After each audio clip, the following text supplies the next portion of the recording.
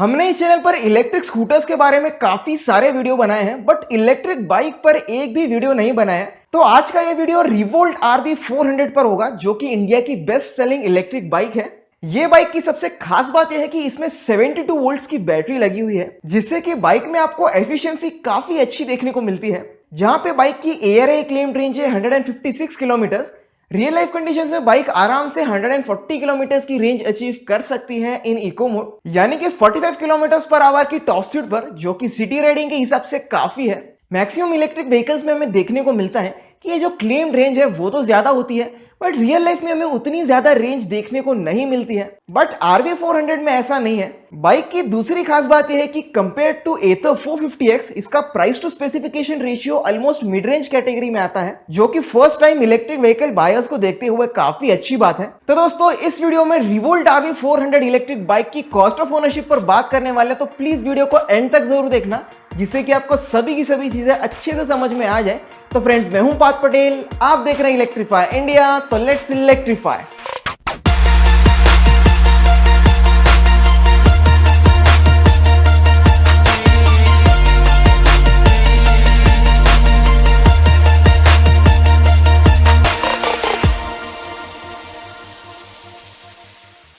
Video को शुरू करने से पहले मैं आपको इन शॉर्ट एक्सप्लेन करना चाहूंगा कि कॉस्ट ऑफ ओनरशिप बेसिकली होता क्या है। तो कॉस्ट ऑफ ओनरशिप एक फाइनेंशियल एस्टिमेट है, जिससे कि हम एक अंदाजा लगा सकते हैं किसी भी प्रोडक्ट और सिस्टम के डायरेक्ट और इनडायरेक्ट कॉस्ट का।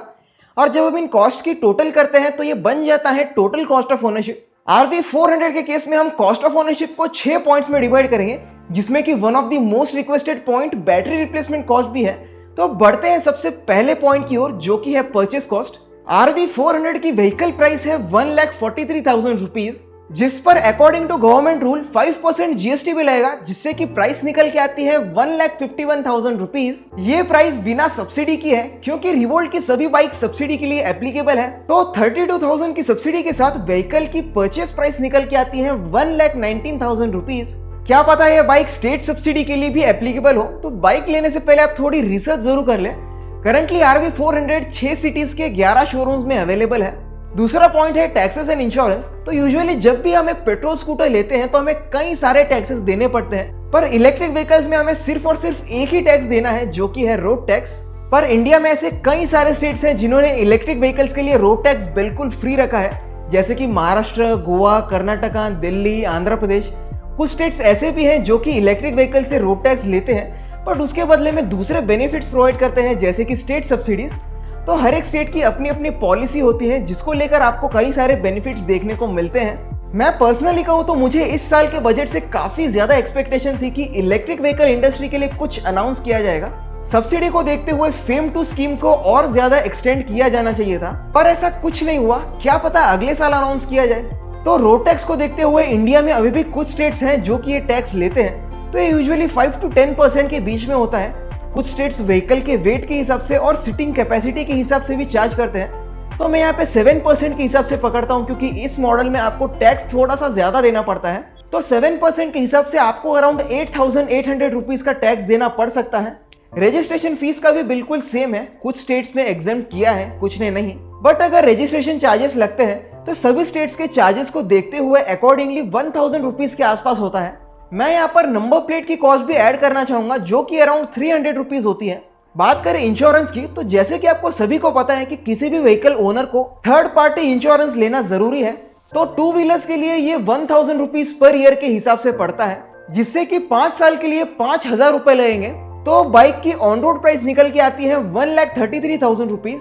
अब आगे बढ़ते हैं तीसरे पॉइंट की तरफ, जो कि है फ्यूल कॉस्ट, जिसके कारण इलेक्ट्रिक व्हीकल्स को चलाना काफी ज्यादा सस्ता पड़ता है as compare to internal combustion vehicles. ऐसा इसलिए क्योंकि इलेक्ट्रिक व्हीकल्स काफी ज्यादा एफिशिएंट होती है। ये एनर्जी को बहुत ही एफिशिएंटली कन्वर्ट करती है। जहां पर ईवीज की एफिशिएंसी 90% होती है, वहीं इंटरनल कंबशन व्हीकल्स की एफिशिएंसी बेस्ट के सिनेरियो में 40% तक होती है। एक फन फैक्ट आपको बता दूं कि कई सारे लोग कहते हैं कि अगर हम इलेक्ट्रिक व्हीकल्स को यूज करेंगे तो एयर पोल्यूशन में कोई फर्क नहीं पड़ेगा, क्योंकि इंडिया में maximum electricity coal power plant से आती है। बट ये सच है कि सिर्फ इलेक्ट्रिक व्हीकल्स की एफिशिएंसी के कारण एमिशंस 20 to 30% कम होते हैं, भले ही आप उस इलेक्ट्रिसिटी से गाड़ी को चार्ज करें जो कि कोल पावर प्लांट से आ रही है। इलेक्ट्रिसिटी को ट्रांसपोर्ट करने के लिए हमें डीजल ट्रक्स का यूज नहीं करना पड़ता है, जैसा कि पेट्रोल पंप्स के साथ होता है। मैं ऐसा नहीं कह रहा हूं कि कोल पावर प्लांट्स अच्छे हैं, बट जब तक हम सोलर और विंड जैसे क्लीन एनर्जी सोर्सेज की तरफ बढ़ेंगे तब तक इलेक्ट्रिक व्हीकल्स एमिशंस थोड़े कम करने में हेल्प करेंगे।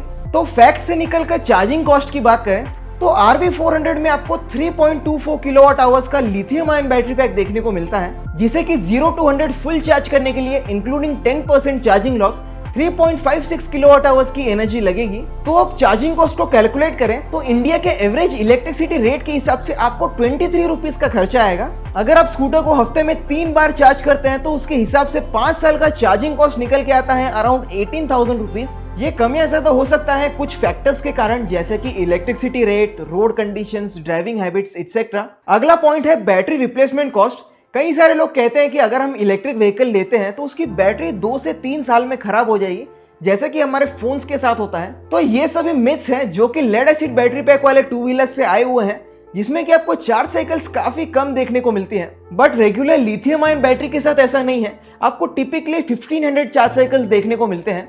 और ऐसा नहीं है कि 1500 चार्ज साइकिल्स बाद बैटरी पूरी तरह से खराब हो जाती है। इतने साइकिल्स बाद भी बैटरी में 90% कैपेसिटी बची हुई रहती है। तो हफ्ते में 3 चार्ज साइकिल्स के हिसाब से बैटरी ऑलमोस्ट 10 साल तक चलेगी। कंपनी 8 इयर्स 1.5 लाख किलोमीटर की वारंटी प्रोवाइड कर रही है। तो अगर बैटरी को कुछ होता है तो आपका काम बिल्कुल फ्री में हो जाएगा। अगर बैटरी लाइफ को दूसरी तरह से कैलकुलेट करें, यानी कि किलोमीटर्स के हिसाब से, तो ये भी आराम से 8 साल से भी ज्यादा है। अगर आपको किसी कारण पैसे देकर बैटरी रिप्लेस करवानी पड़ती है तो ये करंटली अराउंड 65,000 रुपीज का खर्चा आएगा। बट फ्यूचर की बात करें तो 2 से 3 साल में बैटरी की प्राइसेस 50% तक ड्रॉप होने वाली है। और जैसे ये ट्रेंड चल रहा है, मुझे नहीं लगता कि फ्यूचर में ये इतनी बड़ी प्रॉब्लम होगी। 10 साल बाद बैटरी रिप्लेसमेंट कॉस्ट मैं मेरे अंदाजे से कहूँ तो ये 25,000 रुपीज के आसपास हो सकता है। कॉस्ट ऑफ ओनरशिप का 5वां पॉइंट है maintenance and service. Electric vehicle से मेंटेनेंस लगभग ना के बराबर होती है। ऐसा इसलिए क्योंकि as compare to internal combustion vehicles, electric vehicles में मूविंग पार्ट्स बहुत ही कम होते हैं। इलेक्ट्रिक व्हीकल में मेन मूविंग पार्ट होता है उसकी इलेक्ट्रिक मोटर, जो कि काफी ज्यादा ड्यूरेबल होती है और लंबे समय तक चल सकती है। बट किसी भी व्हीकल की तरह इलेक्ट्रिक व्हीकल में भी कुछ चीजें हैं जो कि आपको ओवर टाइम बदलनी पड़ सकती है, जैसे कि टायर्स, लाइट्स, ब्रेक्स एटसेट्रा। इसके लिए मैं 3,000 रुपीज पकड़ रहा हूँ 5 साल के लिए। अब आगे बढ़ते हैं आखिरी पॉइंट की ओर, जो कि है डेप्रिसिएशन। यूजुअली आपको किसी भी व्हीकल में 5 साल बाद 50% डेप्रिसिएशन देखने को मिलता है, बट ये कुछ दूसरे फैक्टर्स के कारण भी अफेक्ट होता है, जैसे कि इंटरनल कंबशन व्हीकल्स में किलोमीटर्स की रीडिंग देखते हैं। बट इलेक्ट्रिक व्हीकल्स में डेप्रिसिएशन को थोड़ा सा डिफरेंटली कैलकुलेट किया जाता है। बैटरी में कितनी ओरिजिनल कैपेसिटी बची हुई है उसके हिसाब से आपको डेप्रिसिएशन देखने को मिलता है। तो एवरेज में 50% डेप्रिसिएशन के हिसाब से आपको 59,500 रुपीज वापस मिल जाएंगे। आपको ये डेप्रिसिएशन कम भी देखने को मिल सकता है अगर बैटरी लाइफ ज्यादा बची हुई है। तो आप सभी चीजों को ऐड करें और टोटल कॉस्ट ऑफ ओनरशिप को निकालें तो ये आता है अराउंड 1,69,000 रुपीज। तो फ्रेंड्स, मैं उम्मीद करता हूं कि आपको इंडिया की best selling electric bike revolt RV400 का कॉस्ट ऑफ ओनरशिप समझ में आ गया होगा। अगर आपको कुछ भी सवाल है सुझाव तो कमेंट करना क्यों भूलना। अगर आपने अब तक वीडियो को लाइक नहीं किया तो लाइक कर दो, चैनल को सब्सक्राइब करो, जिससे कि आपको ऐसे ही इलेक्ट्रिक व्हीकल्स रिलेटेड मिलती रहे हिंदी में। सो फ्रेंड्स, मैं हूं पार्थ पटेल। जय हिंद, वंदे मातरम।